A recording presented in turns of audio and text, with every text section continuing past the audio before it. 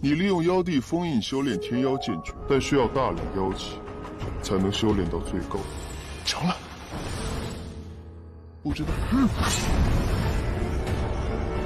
天妖屠神策！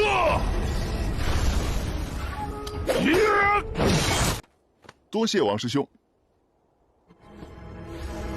住手！你阻止了这场浩劫，乃是大功一件。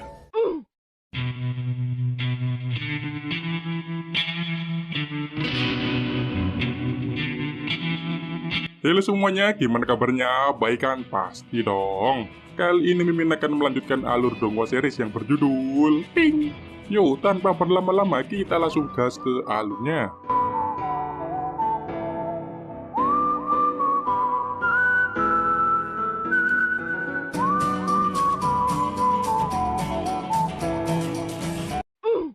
Di video sebelumnya, Lin Fei berhasil memasuki ranah Yan Yuang berkat emas murni yang ia temukan di tempat misterius.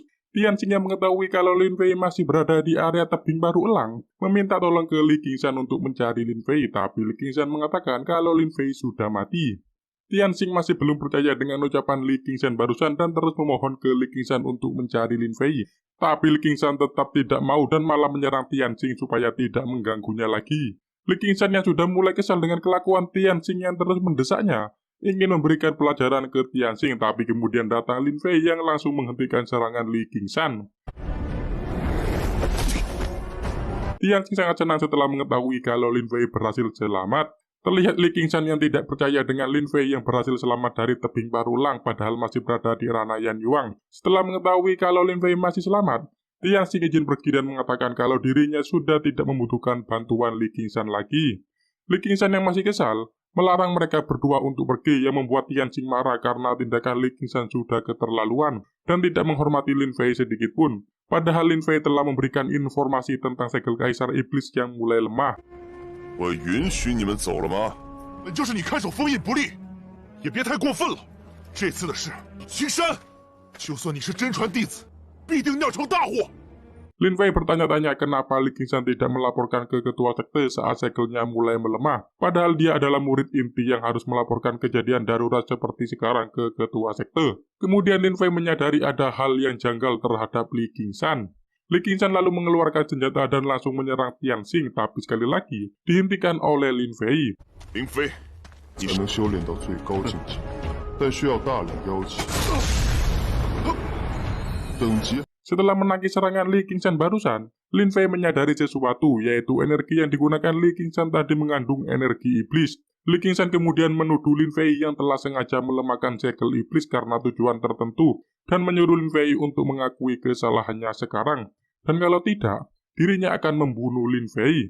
也只能算你运气不好。若在负隅顽抗，被我失手时，我劝你趁早认罪。 Hal tersebut langsung membuat Tianxing tambah marah karena telah menuduh Lin Fei sembarangan. Tapi hal tersebut malah membuat Li Qingshan berpendapat kalau Tianxing adalah tangan kanan Lin Fei. Lin Fei lalu memberikan kode ke Tianxing untuk segera pergi.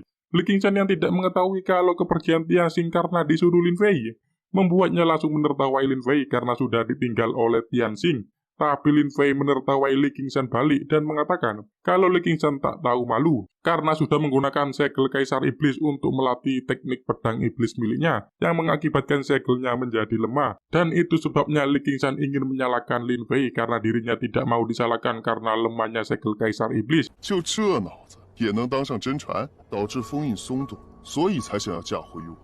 你利用妖帝封印修炼天妖剑诀。 Li Qingshan yang mendengar perkataan Lin Fei barusan, dirinya sangat marah dan langsung menyerang Lin Fei, tapi Lin Fei berhasil mengimbanginya.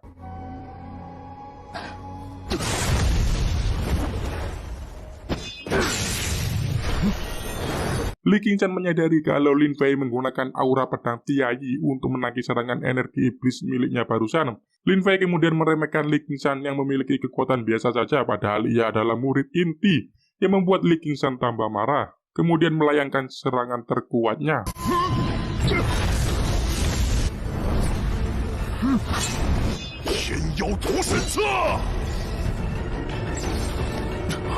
Terlihat Lin Fei yang melakukan serangan namun tidak memiliki efek apapun terhadap Li Qingshan. Dan sekarang dirinya merasa puas karena telah berhasil membunuh Lin Fei, tapi ternyata dugaannya salah, yang ternyata Lin Fei masih selamat. Li Qingshan merasa kalau dirinya sedang dipermainkan oleh Lin Fei, dan kali ini dirinya berjanji akan benar-benar menghabisi Lin Fei. 我要让你后悔还活在世上。很好，你成功的让我。 Tapi Lin Fei mengatakan kalau Li Qingshan akan mati terlebih dulu daripada dirinya. Li Qingshan mulai maju untuk segera menghabisi Lin Fei, dan juga Lin Fei yang akan segera mengaktifkan teknik yang dimasukkan ke tubuh Li Qingshan tadi. Namun kemudian datang Wang Lingguan yang menyuruh Li Qingshan untuk menghentikan tindakannya. Dan juga ada Tianxing di situ. Lingguan mengatakan kalau dirinya akan membawa Lin Fei ke puncak Wenjian atas perintah ketua sekte, dan melarang Li Qingshan untuk ikut campur karena ini adalah perintah ketua sekte. Li Qingshan lalu bergumam ketika dirinya sudah berhasil mencapai ranah alam jin dan bulan depan, dirinya berjanji akan segera menghabisi Lin Fei saat itu juga. Yang ternyata Lin Fei sudah punya rencananya sendiri, yaitu serangannya tadi memiliki efek untuk menghambat Li Qingshan untuk mencapai ranah alam jin dan akan merasakan kesakitan ketika maksa untuk menerobos kultivasinya. 可笑，看看那里是不是有点隐隐作痛？ 再来杀！ Setelah Li Qingshan pergi, Tianxing langsung menanyakan keadaan Lin Fei. Lin Fei mengatakan kalau dirinya baik-baik saja dan ia berterima kasih ke Tianxing yang telah membawa Lingguan tepat waktu. Karena kalau tidak, dirinya pasti sudah menghabisi Li Qingshan dan akan mendapatkan hukuman karena telah membunuh murid inti.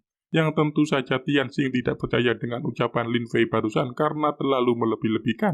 Yang dimana kultivasi Lin Fei masih berada di ranah Yan Yuang. Dan hal itu sangat mustahil untuk mengalahkan Li Qingshan. Lingguan lalu mengajak Lin Fei pergi ke tempat ketua sekte yang bernama Qiang Yuan. Qiang Yuan sudah mengetahui tentang apa yang terjadi di tebing Barulang dan mengucapkan terima kasih ke Lin Fei karena sudah mengabarkan tepat waktu. Karena kalau Kaisar Iblis berhasil lepas, maka akan berdampak buruk terhadap puncak pedang. Dan berkat Lin Fei semua hal buruk tersebut berhasil dicegah. Lalu menanyakan Lin Fei ingin hadiah apa sebagai imbalannya, yang membuat Lin Fei sangat senang karena Qiang Yuan langsung terus terang, tidak perlu dikode terlebih dulu. Qiang Yuan juga mengetahui kalau Lin Fei baru saja memasuki ranah alam Yang Yuan, dan sudah waktunya untuk memelihara benih pedang, lalu memperlihatkan emas murni Moire yang ia temukan beberapa hari yang lalu menawarkan emas tersebut ke Lin Fei. Lin Fei pun sangat berterima kasih lalu menerimanya. 正适合铸剑。些日子我得了块云纹精金，正好到了温养剑胎的阶段。 正合我意，多谢掌教师伯。 Saat perjalanan pulang, Lin Fei sangat senang setelah mendapatkan emas murni Moire tersebut. Meskipun emas tersebut tak sebagus emas murni bawaan, tapi emas Moire memiliki energi emas yang sangat kuat.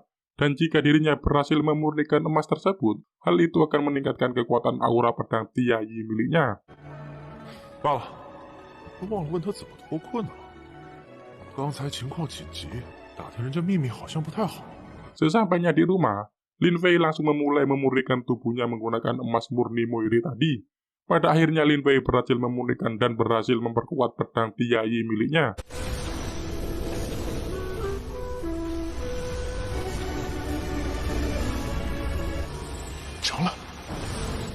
Lin Fei lalu bertanya-tanya apakah Li Qingshan sudah mengetahui kejutan yang telah ia masukkan ke tubuhnya kemarin. Di tempat lain, terlihat Li Qingshan yang sedang berkultivasi, namun tiba-tiba kultivasinya terhenti dan cerita pun bersambung.